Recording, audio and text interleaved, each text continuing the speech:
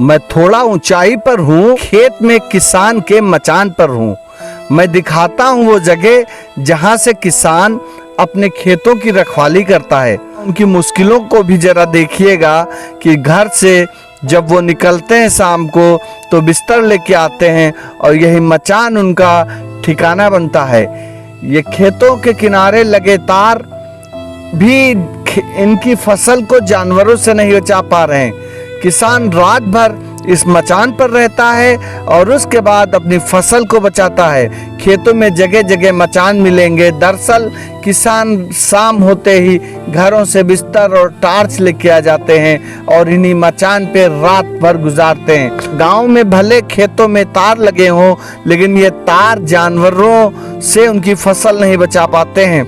आप देखिएगा नजदीक से कैसे उनके रातों की मेहनत और दिन में धूप और पसीने से फसल उगती है, वो आपकी प्लेट में रोटी बनके सस्ती है। लखीमपुर खीरी से द यूपी टॉप वॉइस के लिए मैं अब्दुल सलीम खान।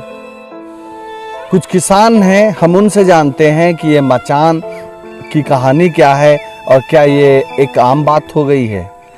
क्या नाम है आपका? जी बिहारी लाल नाम है। किस गांव से हैं आप? राधनपुर से।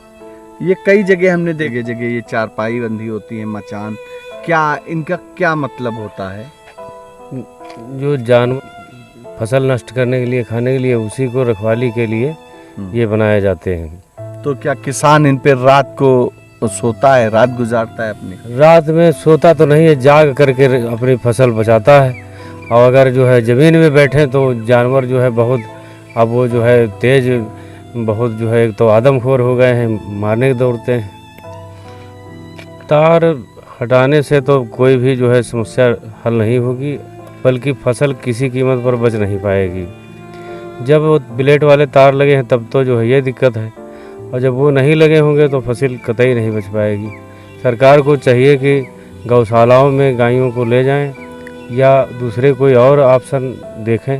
बाकी ये तार हटवाने का कोई ऑप्शन अच्छा नहीं है, इसे जो है किसान और बर्बाद हो जाएगा। कोई चनपुरा गांव के मखिंदर सिंह जी हैं, अच्छे किसानों में गिनती होती है और जो तारों का एक आर्डर आया है, हम पूछते हैं कि सरकार से क्या मांग है आपकी, क्या चाहते हैं? हमारी मांग ये है कि ये जो तारें हैं, जैसे ये हटाने के लिए आदेश आ चुका है कि ब्लेड वाली तार, कांटे वाली तार जो है ये ना लगाई जाए, तो जो दूसरी तार लगाई जाए वो सामूहिक रूप से सेक्टर वाइज सरकार लगवा दे अपने स्तर से, या अनुदान पर वो उसको लगवा दे। सरकार आपको छूट तो कृषि यंत्र पर देती है?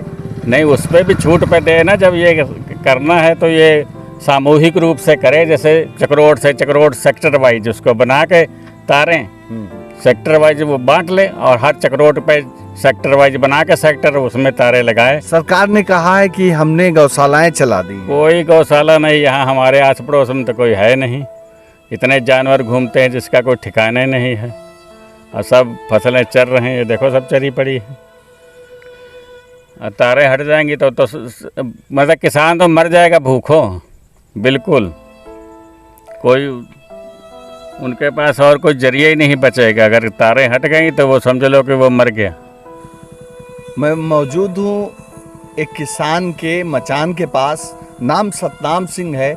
हम पूछेंगे उनसे कितनी मेहनत करते हैं और कितनी देर तक यहाँ बैठते हैं, कितनी देर मचान पर बैठते हैं। देखते हैं जब तक जानवर नहीं आते हैं तब तक।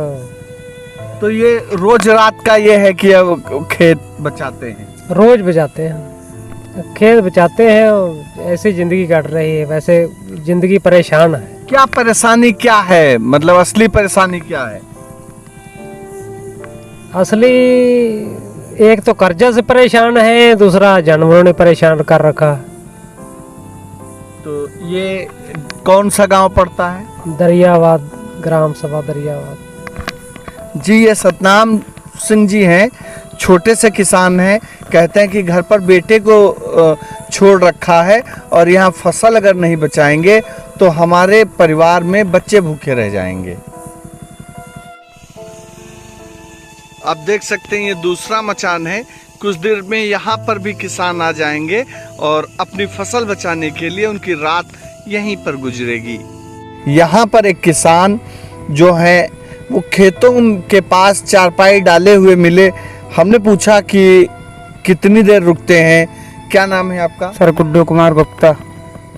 कहाँ घर है आपका? सर यही बाग के पास में। तो ये कितनी देर तक खेत बचाते हैं? सर पूरी रात। तो चारपाई क्यों रखे हैं यहाँ पर? सर क्या करें, अपनी फसल बचाएं या अपने घर के पे लेते हैं, बताओ आप। तो रात भर यहीं रहते हैं? जी सर। जानवरों का भी डर रहता है कि ये जानवर कहीं हिंसक ना हो। सर क्या करें, आप जानवरों का डर रखें या अपने पेड़ का डर रखें। आप देख सकते हैं कि ये चारपाई पड़ी है, ये किसान है, पीछे गन्ने का खेत है ये जो काफ़ी चढ़ चुका है।